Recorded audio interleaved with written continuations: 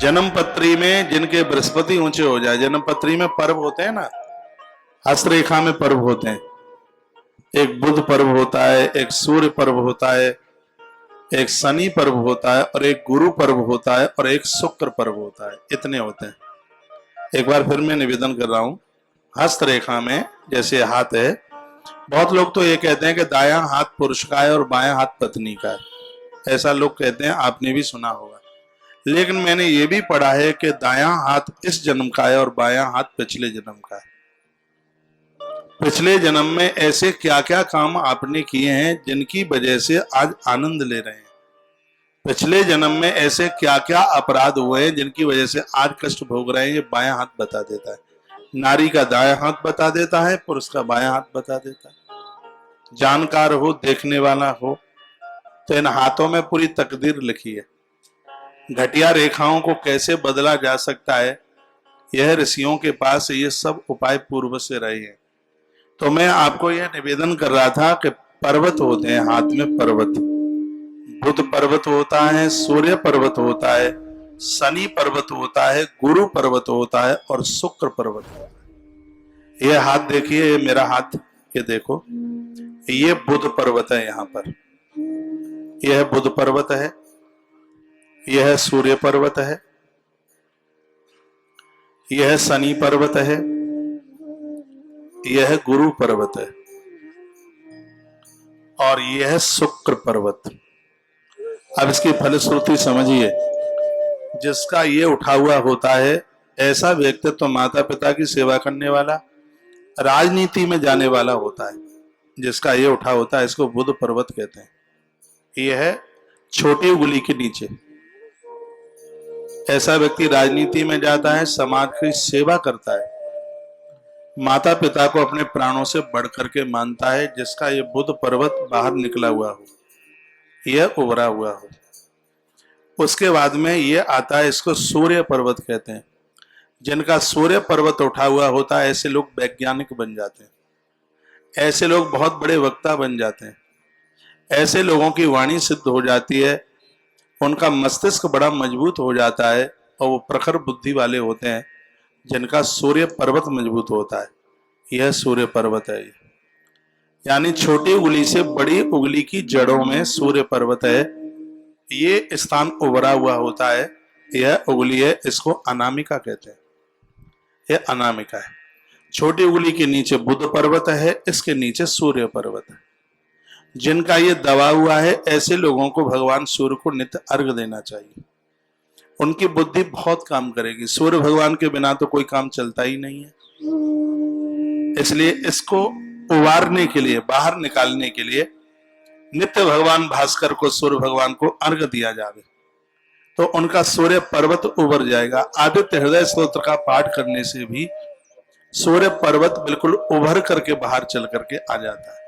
इस उंगली के नीचे है। ये सबको चाहिए। देख लेना अपने हाथ में, ये उठा हुआ है कि दबा हुआ है अंदर, देख लेना।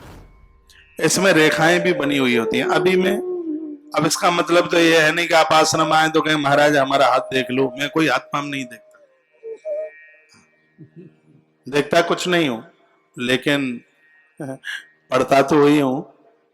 पढ़ने का शौक है, जानकारी सब है, देखता नहीं।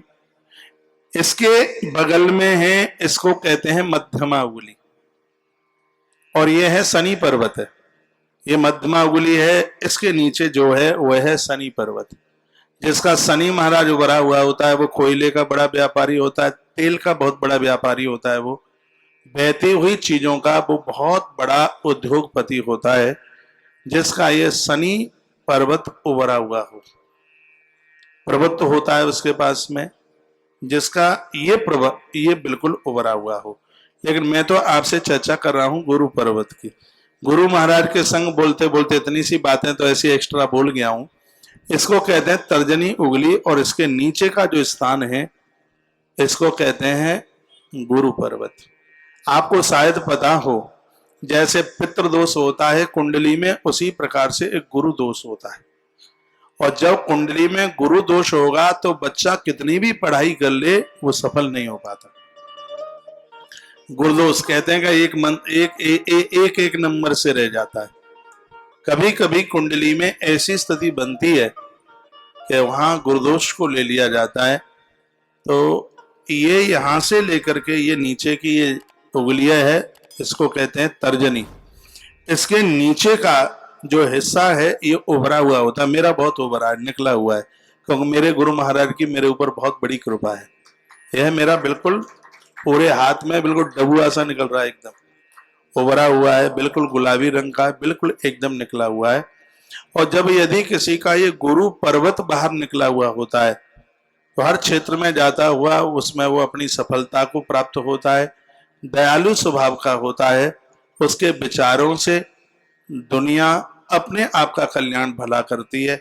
ये गुरु पर्वत, इसको उभारने के लिए ये बाहर चल करके आवे, इसके लिए ग्रंथों का स्वाध्याय कीजिए, महापुरुषों के पास मिलिए, उनके पास बैठिए और उनके द्वारा जो मंत्र मिला है श्रद्धा के साथ उसका जप कीजिए। इनकी कृपा हो तो कुंडली में तो कोई दोष ही नहीं रहता है। फिर ये है ना, ये नीचे है, ये है गुरु पर्वत। देवराज इंद्र ने यही तो कहा था, आप हमारे गुरु हैं।